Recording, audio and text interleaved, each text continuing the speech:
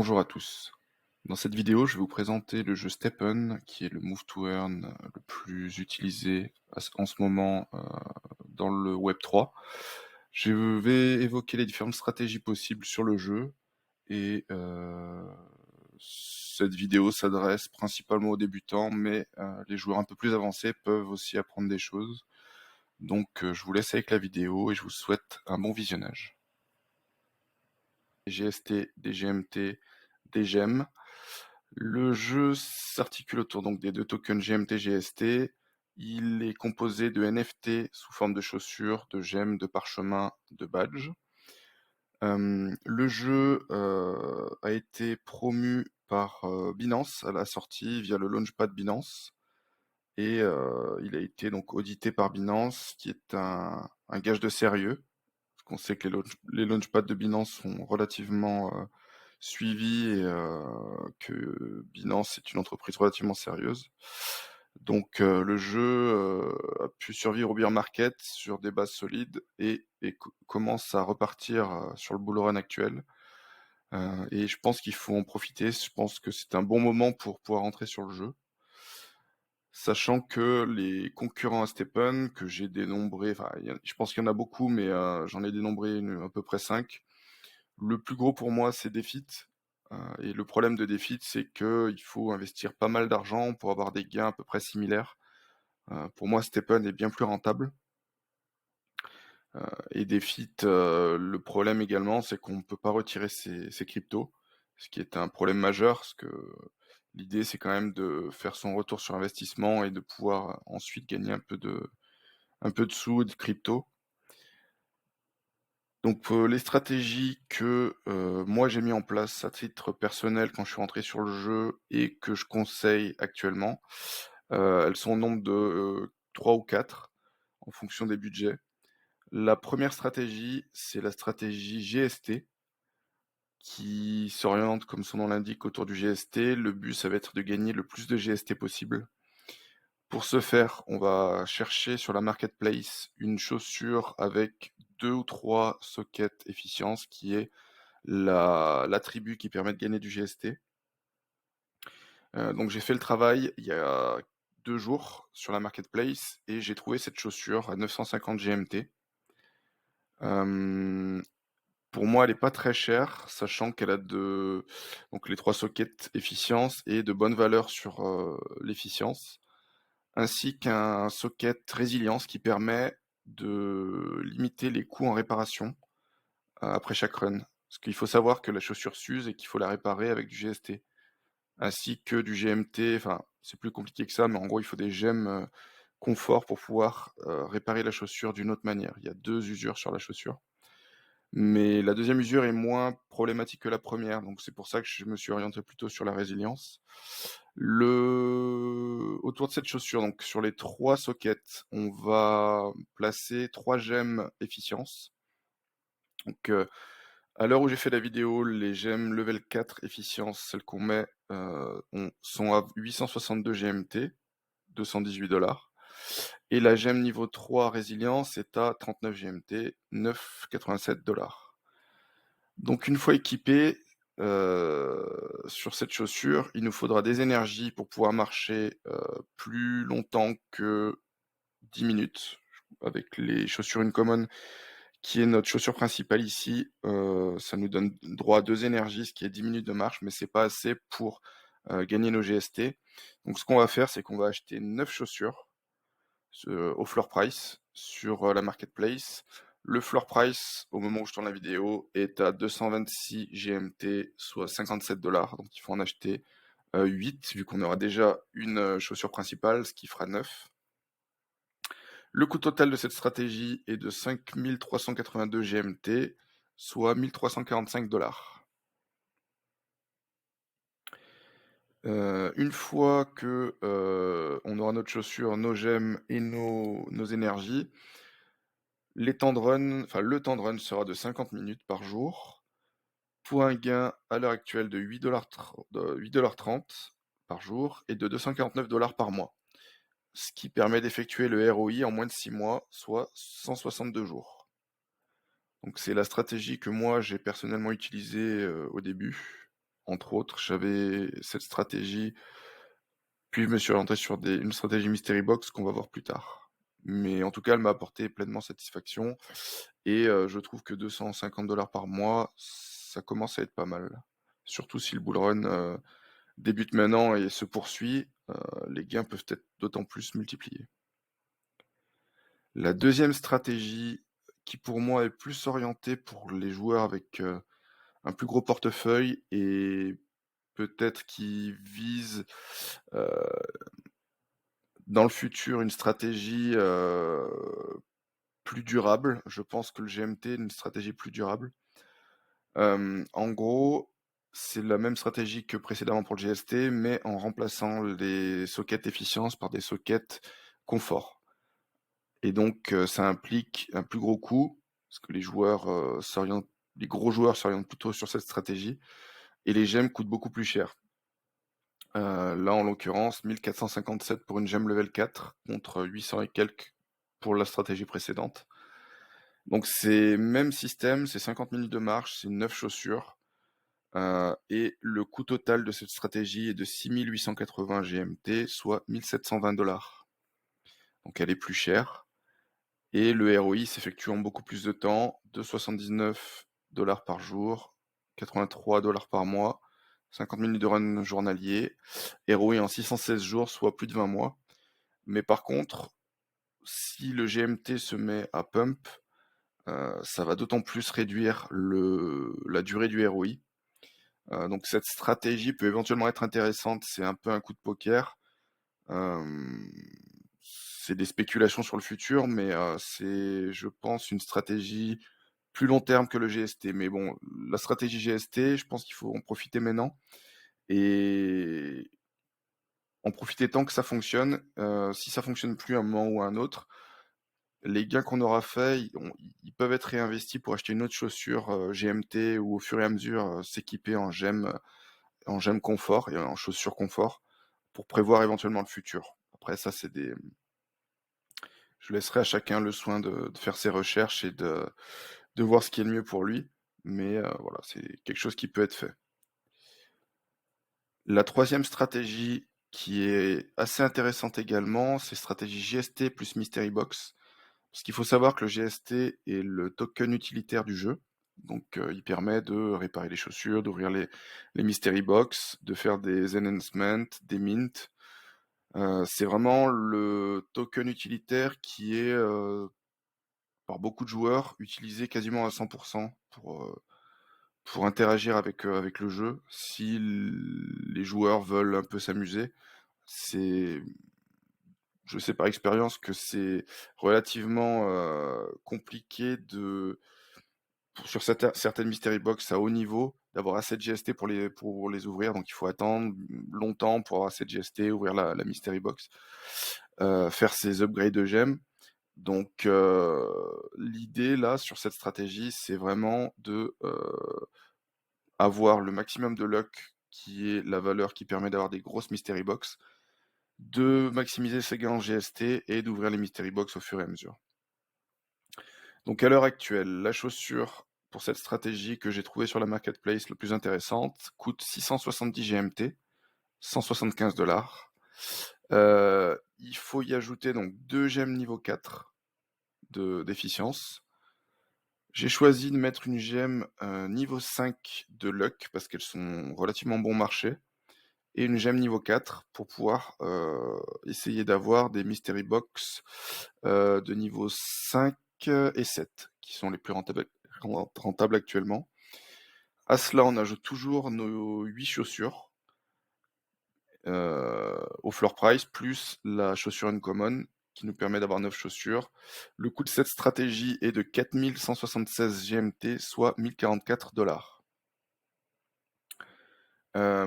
Les gains donc pour cette stratégie, en marchant plus mystery box sont de 224 $, 225 $ par mois pour 50 minutes de run journalier. Le ROI s'effectue en 135 jours, soit moins de 5 mois.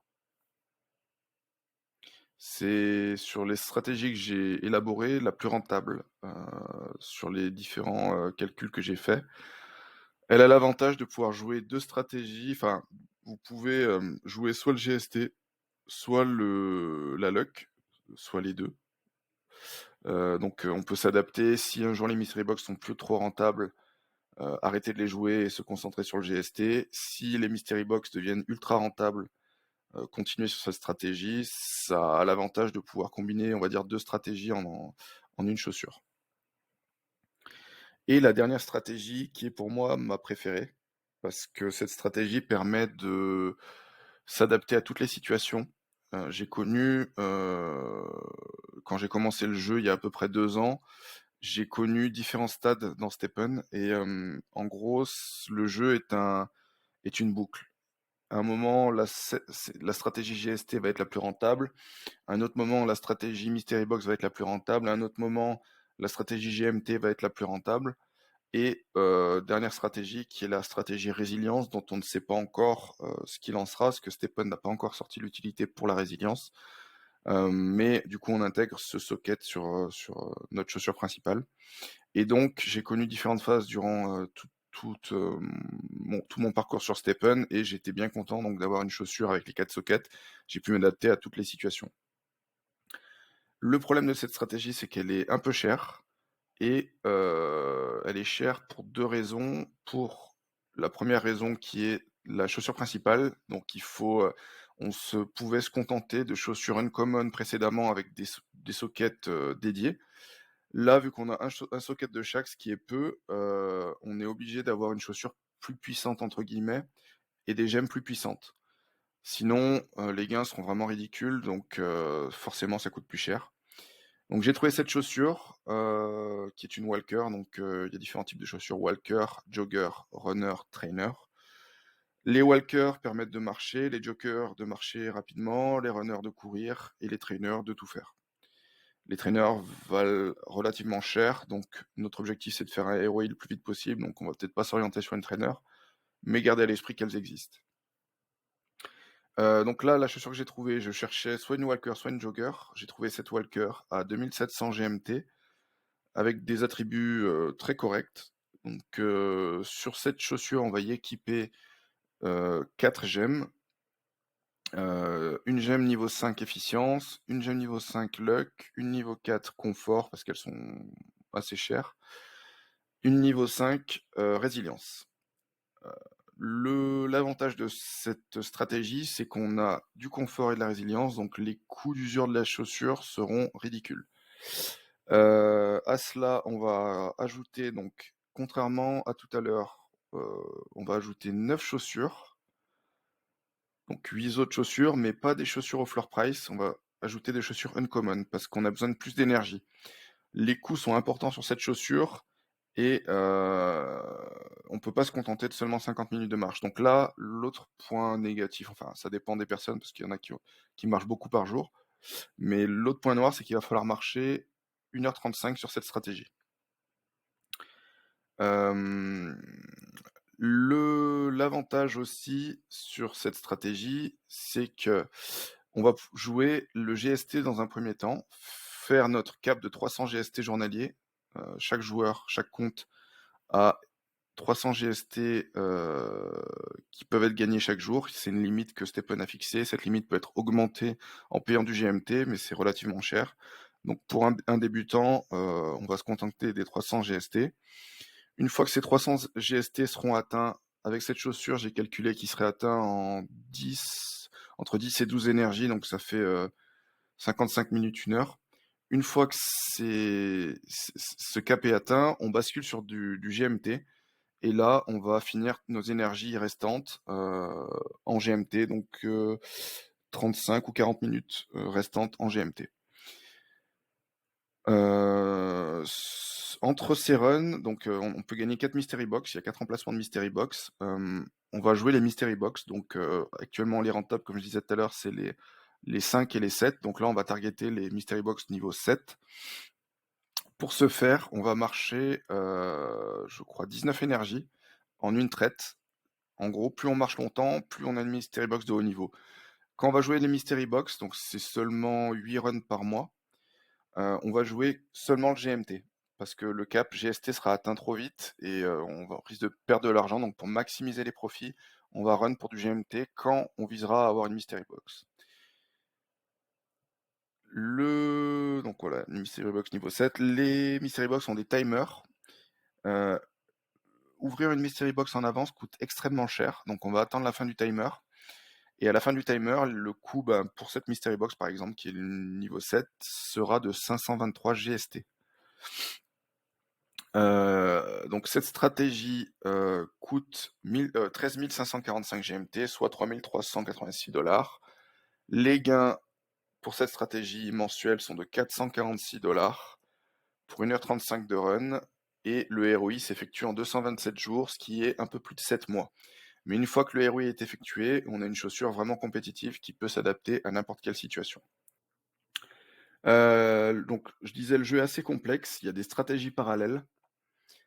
Parmi ces stratégies parallèles, il y a des gens qui jouent les airdrops. Donc Stephen est assez, est assez généreux en airdrop. Tous les ans, il y a des énormes airdrops pour les holders de chaussures Genesis et de chaussures OG. Donc je sais qu'il y a des gens qui s'embêtent pas à trop marcher, qui achètent seulement une chaussure de Genesis et qui la gardent dans leur wallet. Attention tout de même, parce que Stephen cette année, donc le airdrop a eu lieu il y a quelques semaines. Stephen a donné le airdrop seulement aux personnes qui avaient marché au moins 2 énergies durant les dernières semaines.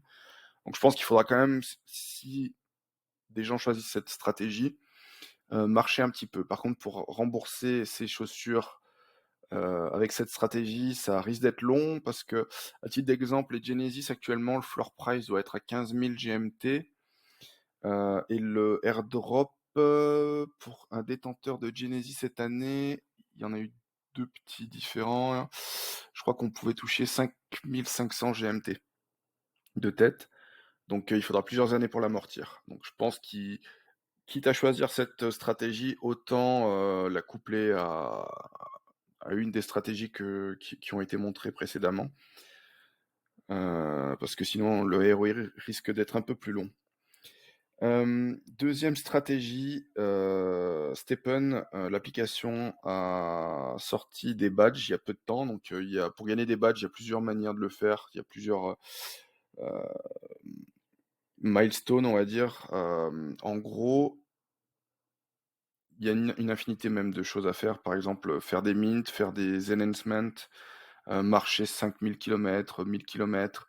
Enfin, il y a différentes choses à terminer. Et lorsqu'elles sont terminées, on a le badge qui valide cet achievement. Et donc là, ce qui est à l'écran, c'est des badges événements. Stephen fait des événements on va dire tous les mois et demi. Et certains de ces événements donnent accès à un badge qui certifie qu'on a bien fait l'événement. Et le dernier airdrop, qui a été monstrueux, s'est basé en grande partie sur les badges. Donc je pense que ces badges auront une utilité dans le futur. Et à mon avis, c'est pas forcément une mauvaise chose d'essayer de les jouer. Ça coûte pas non plus super cher de faire certains achievements. Donc voilà. Il y a certaines personnes qui le jouent. Moi, je sais que j'ai un peu commencé à essayer d'en accumuler. Donc voilà. Donc Stephen en chiffres. Heu, le jeu donc c'est le plus gros move to earn actuellement, et par le passé, ça a été monstrueux le nombre d'utilisateurs qu'il y a eu. Donc à la sortie du jeu, on est monté au max à 700 000 utilisateurs mensuels. C'est bien redescendu pendant le bear market. Le jeu n'est pas mort. Il a réussi à survivre, à continuer à build. Et donc là, ça commence à repartir depuis plusieurs mois. On voit qu'il y a de nouveau pas mal de joueurs actifs. On est monté il y a 2 mois à 50 000, le mois dernier 34 000. Et là, ce mois, je pense qu'on va battre un record avec le partenariat avec Adidas. Donc moi, je le sens bien pour la suite. Les chiffres de rentabilité de Stephen prouvent que que l'application est très rentable, qu'elle génère du cash, qu'il y a beaucoup de volume. Stepn récupérait 6 sur chaque vente de NFT sur le jeu. Dernièrement, ils ont reversé 2 aux joueurs. Donc, quand on vend un actif, on récupère 2 sous forme de points qui sont échangeables contre du GMT ou utilisables sur, l'écosystème de Stepn qui est l'écosystème FSL. Stepn a une telle santé financière que ils ont pu reverser 100 millions d'airdrop, 100 millions de GMT, donc 30 millions de dollars aux utilisateurs. Et je pense que c'est un airdrop extrêmement généreux pour une application qui est sortie en 2022, qui a connu le bear market et qui est en train de se relever. Euh, un signe de très bonne santé, je pense. Et le jeu fait partie donc de l'écosystème FSL, ce que je disais à l'instant. L'écosystème FSL, donc FSL qui est Find Satoshi Lab, l'entreprise de Stepn, qui est composée donc de Stepn, de Dor, qui est le DEX qui est utilisé sur le jeu Stepn pour swap nos cryptos. Composé également de More, qui est la plateforme NFT de FSL, qui est on va dire, centré autour du GMT, la monnaie du jeu de Stepn. Le seul moyen de gagner du GMT, c'est dans Stepn, mais par contre, le GMT est utilisé sur tout l'écosystème FSL. Et donc, More, c'est la plateforme de trading de NFT. Donc, on peut acheter et vendre des NFT sur Solana, sur Ethereum également. Et donc, ça concurrence un peu OpenSea, entre autres. La plateforme est utilisée par Stepn pour faire des raffles. Donc en gros, sur les partenariats, comme dernièrement avec Adidas, il y a eu une raffle, il y avait 1000 chaussures Genesis à gagner. Pour participer à la raffle, il fallait donc s'inscrire sur More et déposer du GMT qui est remboursé en cas de ticket non gagnant. Donc on achète un ticket, on a une chance de gagner. Si on gagne pas, c'est remboursé. Si on gagne, on a une chaussure Genesis à bien moins que le floor price. Et voilà. Et dernier élément, c'est le jeu Gazero, sorti par FSL, qui est un jeu de stratégie avec des combats. On a des héros et les héros combattent entre eux. Il y a des guildes. J'y ai pas forcément joué, mais je sais que ça intéresse pas mal de joueurs de Stepn. Et donc il y a aussi du GMT à gagner, mais il n'est pas généré. Donc c'est le GMT que les joueurs ont mis en jeu, en gros. Donc tout l'écosystème autour du GMT. Ensuite, Stepn, tout au long de sa vie, a fait de nombreux partenariats. Les plus gros sont affichés à l'écran. Donc il y a eu Adidas dernièrement qui est le plus gros. Ce partenariat va s'étendre sur 1 an. Et les détenteurs de Genesis Adidas vont certainement recevoir, on ne sait pas encore, mais peut-être des produits physiques et certainement des airdrops. Euh, et le partenariat risque d'aller plus loin. On n'en sait pas trop plus pour l'instant, mais je suis assez confiant sur la suite. Et on voit depuis l'annonce du partenariat, de nombreux joueurs entrer sur le jeu et j'ai hâte de voir les chiffres du mois prochain, enfin de ce mois-ci plutôt, parce qu'il risque d'être assez énorme. Tout le marché est en train de pumper, donc je pense que c'est peut-être un des derniers bons moments pour rentrer sur le jeu avant que le bull run reparte vraiment, que tous les joueurs s'équipent et que euh, les actifs soient devenus inaccessibles pour de nouveaux entrants. Et donc les partenariats, il y a eu The God, il y a eu un partenariat avec Steve Aoki, The Whales, ASICS et deux, trois autres. Et pour chaque partenariat, donc il y a des chaussures Genesis qui sont générées et des chaussures OG qui sont mises en raffle avec des tickets, comme expliqué tout à l'heure, sur mort. En conclusion, de mon point de vue, Stepn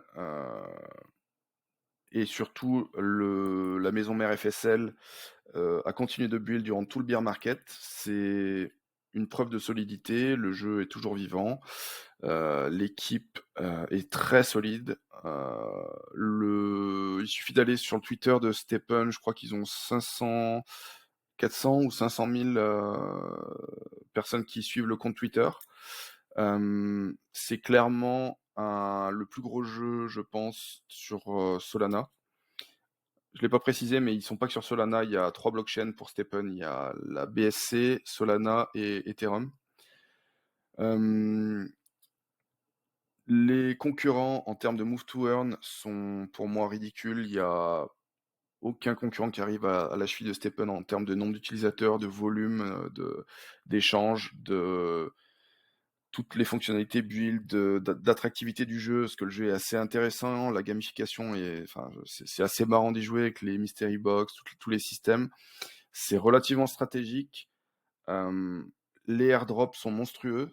Pour le peu qu'on s'implique un minimum dans le jeu, qu'on fasse sa marche tous les jours, Stephen sait bien, chouchouter ses joueurs, on va dire. Rentrer sur le jeu actuellement, c'est, je pense, un bon move.